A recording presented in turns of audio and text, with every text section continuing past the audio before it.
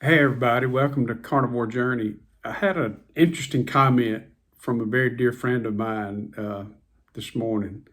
She suggested that I make a video about my divorce from Flamin Hot Cheetos.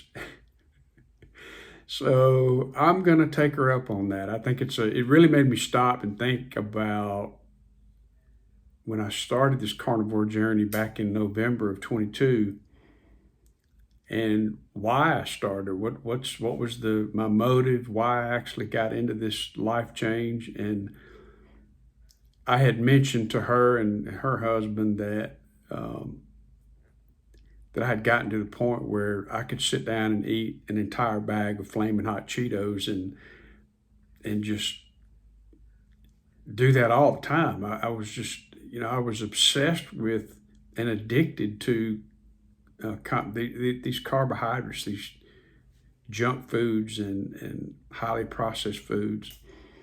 And boy, that addiction had me by the throat, so to speak. And I was sick. I felt terrible. I weighed 230 pounds. I couldn't sleep anymore. I was taking all kind of medications. But that was a difficult decision, difficult divorce from something that I loved, you know? It's between the Flamin' Hot Cheetos and the Ben and Jerry's ice cream and Little Debbie snack cakes and potato chips and potato Fritos and dip, scoops and dip, chips and salsa, all kinds of complex carbohydrates like potatoes and French fries and fast food. And I was eating the standard American diet and I was killing myself.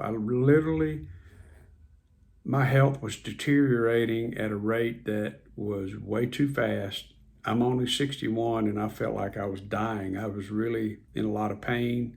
My joints hurt. My sinuses stayed congested. I had constant problems with my breathing and sleep apnea and high blood pressure.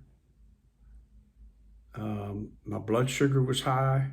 It was ridiculous. I was in terrible shape. And when I think about before I actually started on ketogenic diet, I think about what I used to buy all the time. I used to go to the store. I had a video just last week when I went through the Walmart store and just showed some of how overwhelming it can be and how tempting it can be to to buy all these junk products and put it in your shopping cart.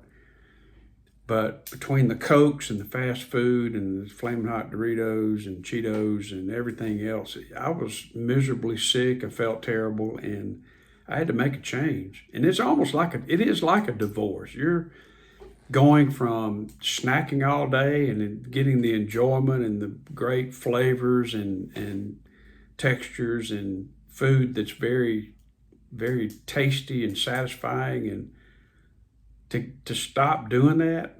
Oh, and what about the donuts? Krispy Kreme donuts. Mm, all that stuff had to go. And it was difficult to really get my brain away from that stuff. I was craving it for a couple of weeks when I first started and went to ketogenic diet.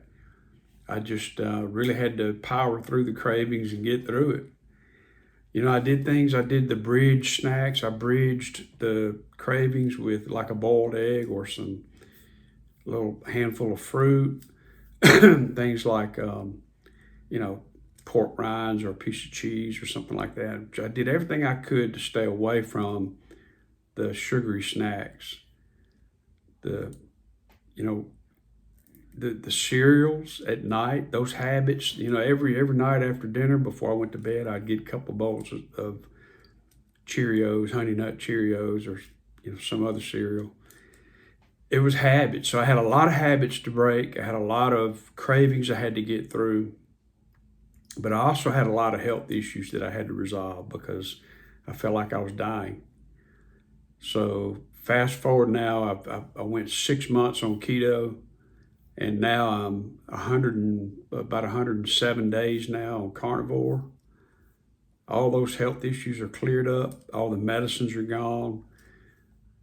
Um, I do feel a deep loss for my divorce from Flamin Hot Cheetos, I'll be honest with you, but it's okay.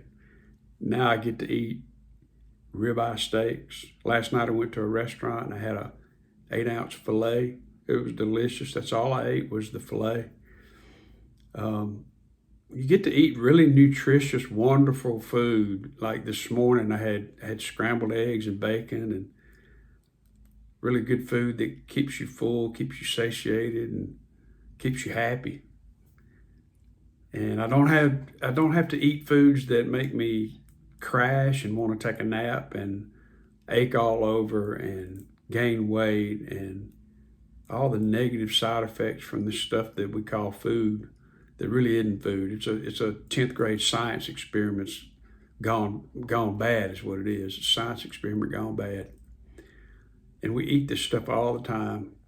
So I'm hoping that these next series of videos that I'm going to do, I've done a couple of book reviews already. I've got a couple more book reviews to do. And I hope that you'll take the time to educate yourself about what these foods are doing to your body and how this whole paradigm got its start, where these food companies have really been so successful, and it's keeping everybody sick. So I hope you can take a look at these next few videos and learn something from these books that I've read, and maybe get the books and read them yourself, and get educated about your personal nutrition. So anyway, I really appreciate the comments and the ideas and the thoughts.